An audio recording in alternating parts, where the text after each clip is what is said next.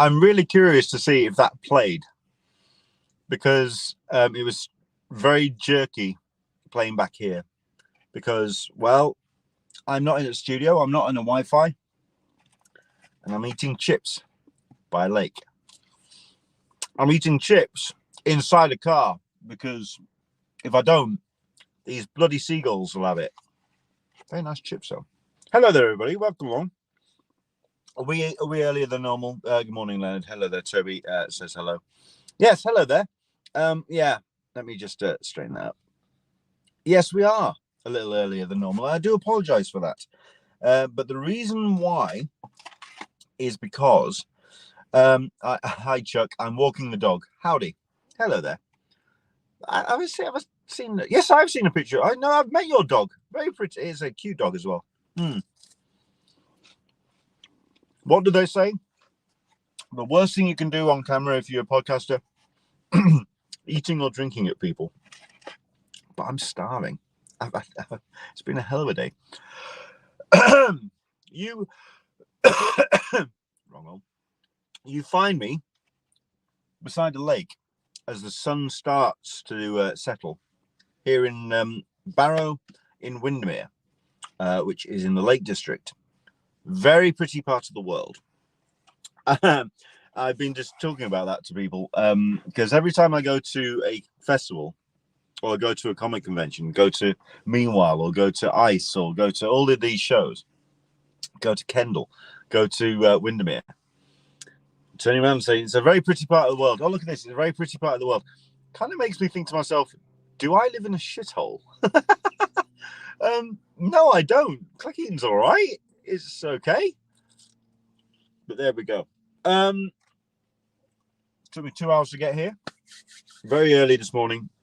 I've only been doing the one day. Sunday. Here at the Lakes International Comic Art Festival here in Barrow. Brand new venue. And yet, not necessarily feeling like a step backwards. Yes, they have been a little bit more accommodating to some of the comic guests. They've been that kind of, we realize it's a new venue. Let's update some, we'll give you some food vouchers. Let's bring the table price a bit down. Let's accommodate you a bit more.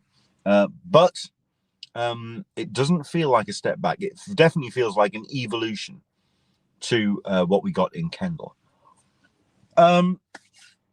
Let's quickly talk about that because this isn't going to be a full-blown show.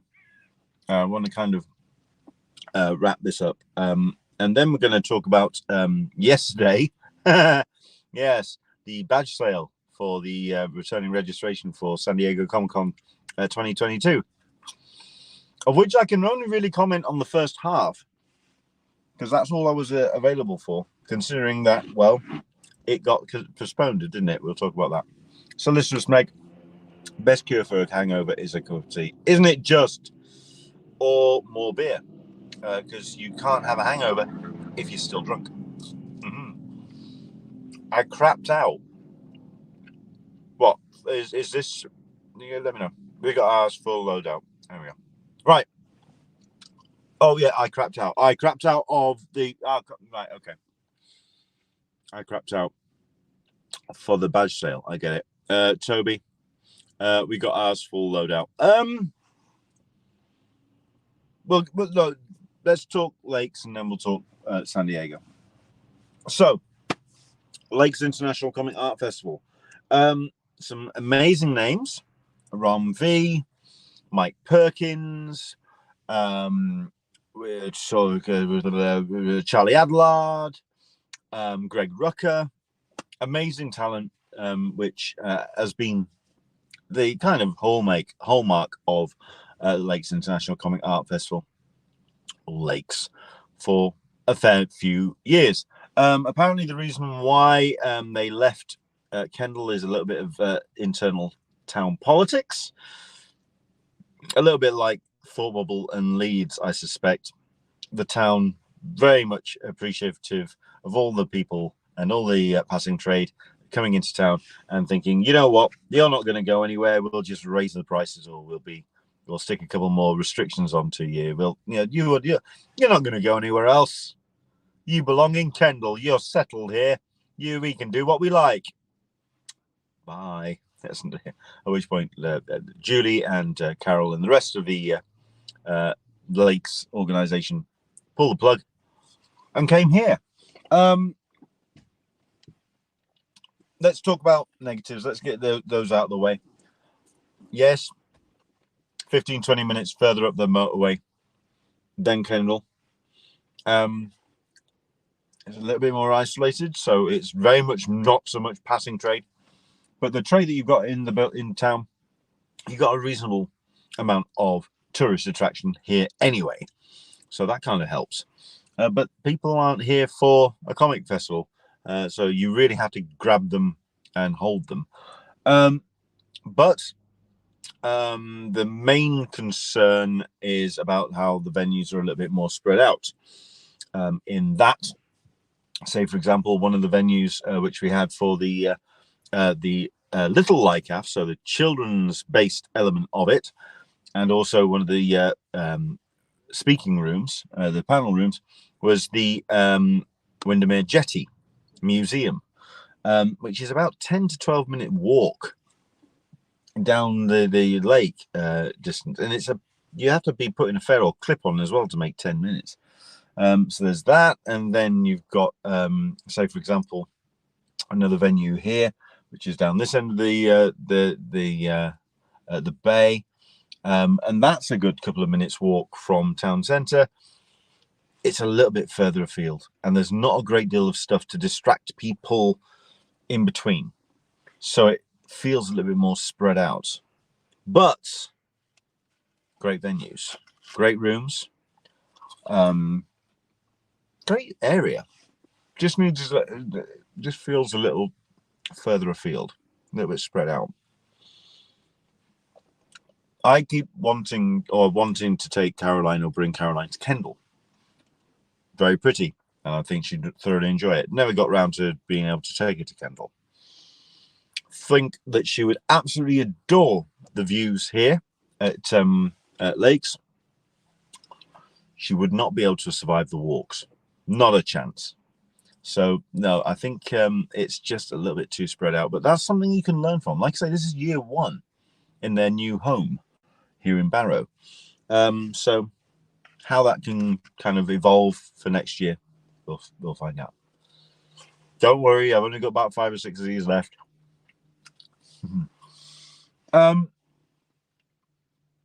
Other concerns, possibly in terms of related to that whole business of the venues being a little bit spread out. You also had, for example, panels. Great panels, great content lined up throughout the course of the weekend. Except you had the panels which were so tightly programmed. So, for example, we had the ever amazing Chris Thompson, also known as Pop Culture Hound. Find him on Twitter. Great guy, and he does his fair amount of panel hosting.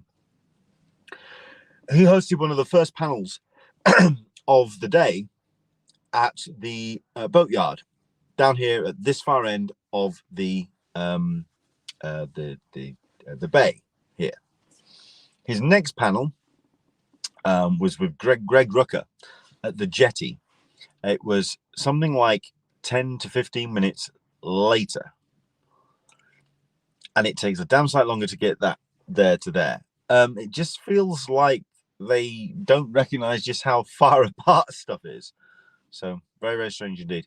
Andrew English, hour early, clocks don't go back till next weekend. Indeed. Sorry about this, but once I finish this and once I finish my chips and start getting on the road, it's a 2-hour drive for me, which means by the time 6 o'clock rolls around, I'm going to be on the road, and I ain't doing this driving. I got told off the last time I did that. Okay. Panel content, like I say, amazing. I managed to sit in on Jaime Hernandez, his panel, talking about love and rockets, talking about a working relationship with his brothers, the relationship with his audience, relationship with his characters. Great thing about that panel was it didn't feel like a retrospective. It didn't feel like the This is the life of an artist whose career is now winding down. Felt like we've got another 20, 30 years out of the man. He is still firing out some amazing work. Then again, it's Jaime Hernandez. The man is a legend. Very much worthwhile, that chat. And we got a full hour out of him as well. Very, very cool indeed. At which point I then headed up to the jetty and spent an hour in the company of Greg Rucker. Now, Greg Rucker, who is obviously the the writer behind books such as Stumptown and indeed the Netflix hit Old Guard. I'm very happy that signed it to the missus, because these are the Caroline's books. Very interesting guy, has an opinion on everything and will quite happily expand and extol on those head opinions. He turned around and said to Chris at the beginning of his panel, "This is going to be the easiest panel you've ever done. You're going to get 3 questions in, if that. I'm not going to shut up." And he didn't. But it was all gold. All gold. Excellent panel. Excellent. Delved into the start of his life, delved into his influences, delved into some real meat about the way that Hollywood treats creators, looks for talent, looks for stories, will drop some people on a dime. Very fascinating stuff. He's very engaging, very, very impressive. It then was a full pelt down here to see as many people as I could. But like I say, it just seemed that everything was programmed in really tightly, which meant you're not choosing between 3-4 panels held in 3-4 locations. You're actually choosing between 8, because you can't get the other one in as well. Say, for example, if there was a panel up at Jetty and the second one was down here at the boatyard, you couldn't do both. You can't get down here fast enough. It's too far apart. It's a shame. It is a shame. Maybe if the the panels were themed, the kids ones all in one location, the artist ones in all in one location. But considering we had, like I say, Greg Rucker, and then what would have been 10 minutes later, you had the process of Pulp with Sean Phillips, with Jacob Phillips, his son, sitting in on that one. It was too close. You couldn't do both. As it happens, I stuck my head around the corner and took a picture of the Sean and Jacob Phillips panel. That's all I could do. So there we go. Other negatives, it's the only other negative I can think of is it's October. A little bit cold. And thank God the weather held off to some degree, although there was some hail and a hell of a storm last night by all accounts. So, yeah. Apparently the Americans loved it. I've never seen hail like that before. Well, welcome to England. That's the way it works. This venue in the middle of summer would be absolutely glorious. Glorious. Who knows? If October seems to be the locked dates, just have to risk it, aren't we? Okay, let's talk positives. Great content, curated wonderfully, as per usual. Some amazing independent and self-publishing creators, including the likes of Joe Latham, for example. I managed to pick up a whole bunch of his books, including a book which 1 and 2. I've got number 3, so now I've got the full set. Haru is just an incredible book. Joe Latham.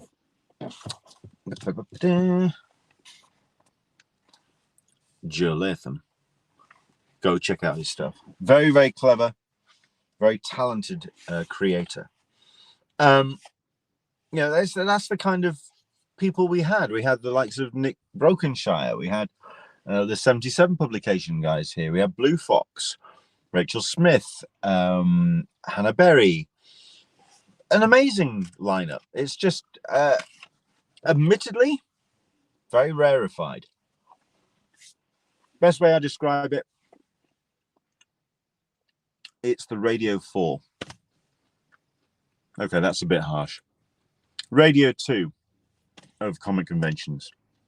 Quality, maybe not quantity, with every once in a while a nice banger to keep the kids interested. So you got some amazing legacy creators. You got some real kind of like art. It's all art, art with a capital A. So it's all very nice. You're not going to be finding too many. So like, I mean, Greg Rucka is probably about as mainstream as it got. But all quality, all quality. I mean, in previous years, they've had the likes of Viz, 2000 AD representing a bit more. This is definitely a year where it feels a little bit more, just dialing back a little bit. But yeah, but not by much. All in all, I would definitely recommend coming to Lakes. I'd really like to see how next year is going to go, where they're going to get some more bodies back in and keep that mojo going from their time in Kendall. I'm just also upset that I'm having to head home to go to work tomorrow, because otherwise I'd stick around for the after show, which apparently everyone's heading to. I can't make that, I'm afraid. But Saturday, sales were good. Lots of footfall. People did well. Today, let's put it this way. It closes in about 20 minutes. And people have been twiddling their thumbs for about the last hour and a half. There's nobody out there.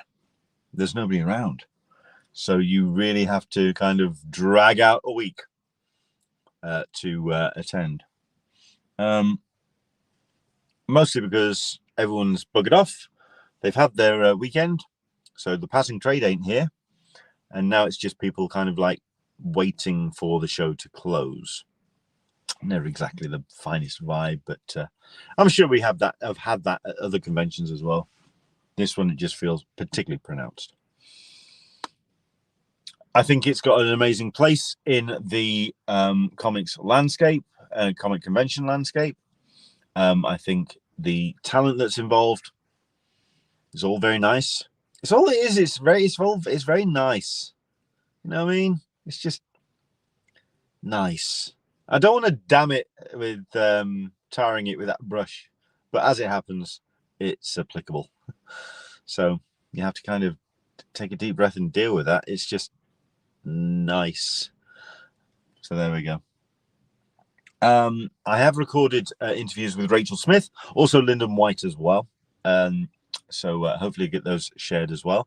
I have recorded the panel with Greg Rucka. Hopefully to get that up shortly as well. I recorded another panel as well, but I don't know how well it came out. I have yet to investigate, find out how that did. I think it was the first one of the day. Yeah, I'll have to keep my eyes open and see if I can find out how those are recorded. Okay, that is Lakes, highly recommended. If not with too many caveats, but more reservations. If anything, because it's just been so long to get from A to B, and maybe I'm just a little bit tired. So there we go. What else? I mean, I've picked up some great stuff as well. Rachel Smith is back doing daily comics. I know Caroline has only watched one of these shows before, so this is going to be for her. But she's back on doing. Rachel Smith's back on doing daily comics. So I managed to get that first. I missed out on seeing her on V, so unfortunately I didn't get my Aquaman signed, but I did get all of my all of Caroline's, Lazarus books signed. So she's very, very, hopefully she's going to be very, very happy the fact that we managed to get Greg Rucker to sign those. Michael Lark was apparently here, but I missed out on that. So, oh well, never mind. We tried. Okay. Let's talk about San Diego Comic-Con then. I am stunned that the badge sale actually went ahead yesterday. Supposed to be a case of, if we do a bit of date conversion, a waiting room opened up by a link accessible through your member ID. And that was supposed to be at 4 p.m. GMT, so 8 a.m. In the US on the Pacific West Coast. Then an hour later, once you've clicked and waited, you would then be randomly selected to go into the registration forms, select the badges that you wanted that will be available as they slowly but surely sold out over the course of the following hour and a half. And yes, not run by what's it called? Help. The company that did it before. But as it happens, that's what we were under the impression of, that it was a whole new company that they were just going to bring in, and they were going to run the badge sale on their behalf. Cost cutting, saving a bit of cash. As it happens, the company that they've gone to is actually a rebranded, renamed company that they used to go to, which had been kind of slightly gutted by before the actual badge sale. So you kind of beg the question, if it's effectively the same business that was running the badge sale, why didn't it work? Shortly after the top of the hour at 8 a.m. In the morning, pretty much everyone got themselves an error message on the screen stating that the database is not available. Shortly after posting as many comments as we like on the machine itself turned around and made it blissfully apparent that everyone that is usually involved in the production of the live streams, it's a case of the badge sales. It's the same people. So they had no choice in the matter. Configio, thank you. Configio is who was the name I was looking for. So you'd think that it's exactly the same. It would have been exactly the same, but they just simply, once again, failed to recognize the sheer influx of demand from attendees.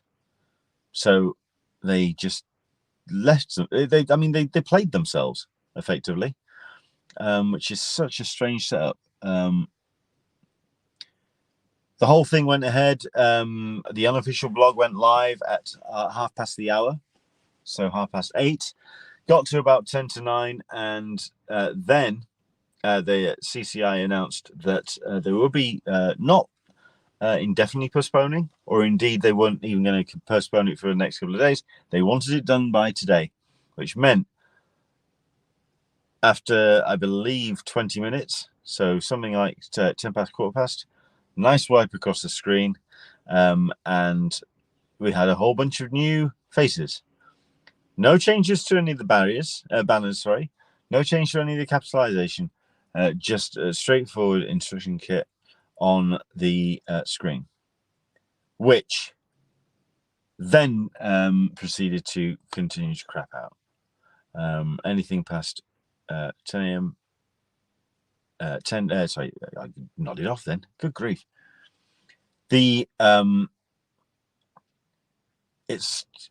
was just, I don't understand why they didn't just call it, step back, and try again after some kind of test run. Toby saying one of these days they'll learn that they should do a dry test run on their system beforehand. By all accounts, they did.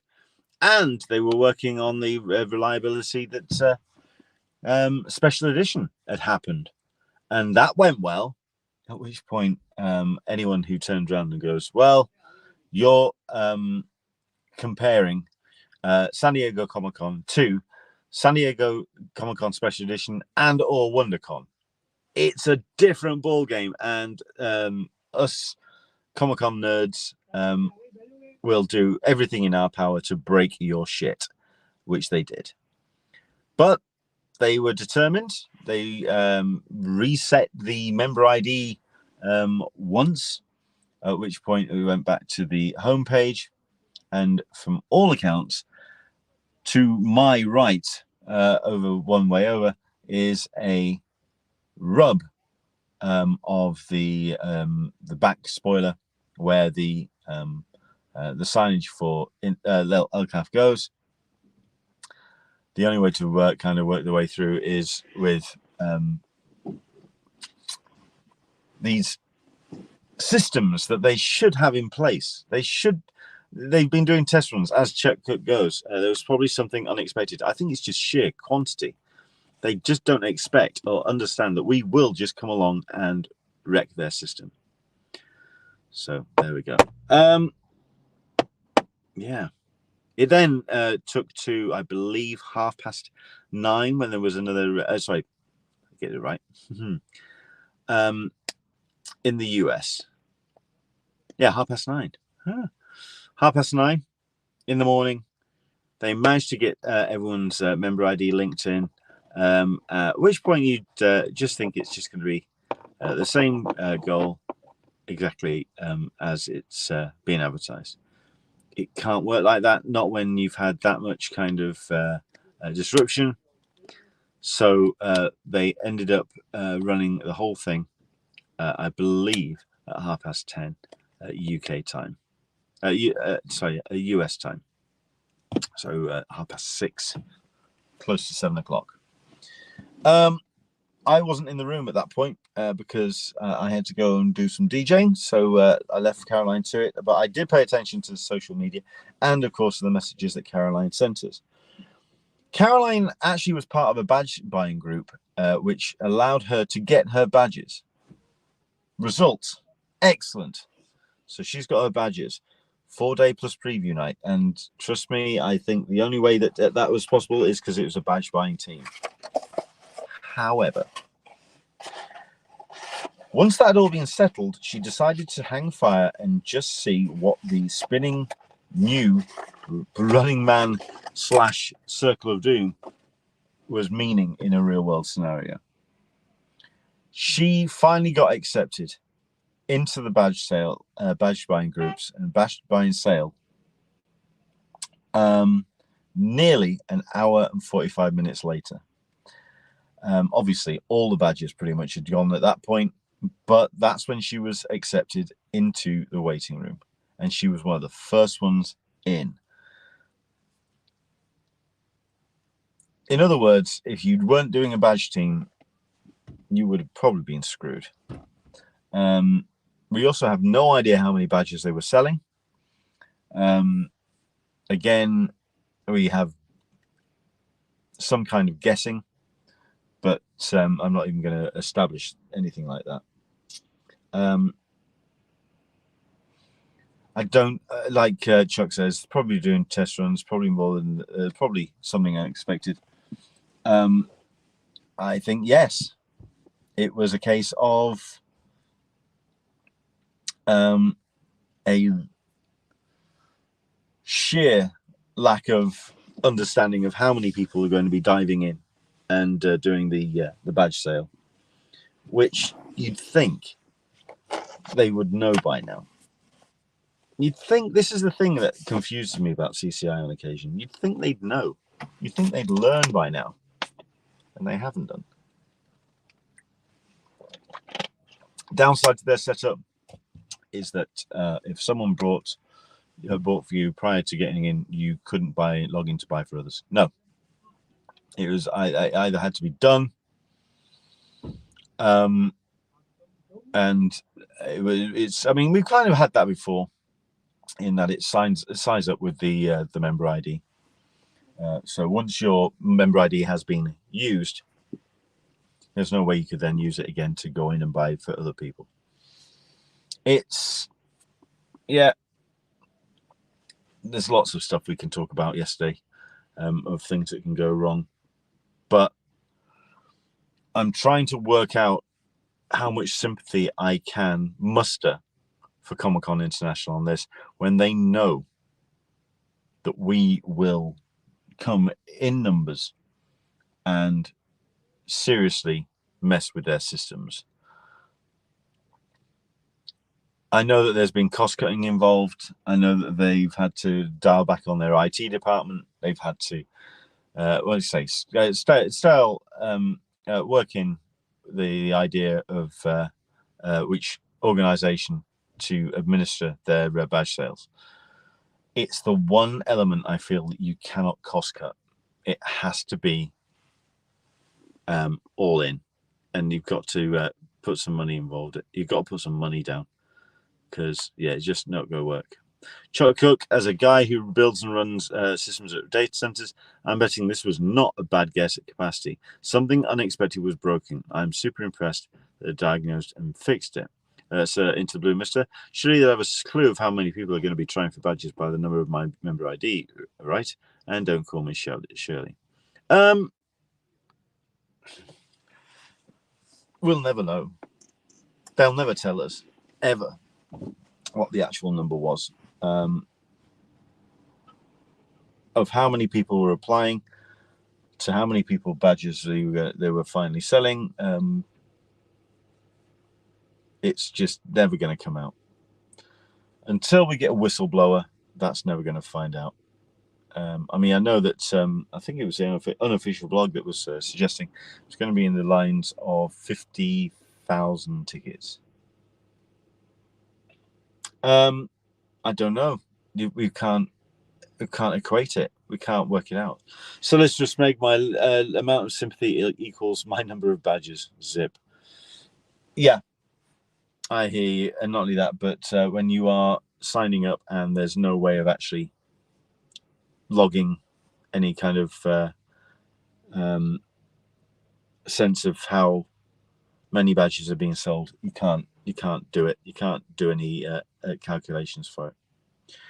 I've just had a notification on my phone reminding me that I have to get out of this car park in the next 5 minutes.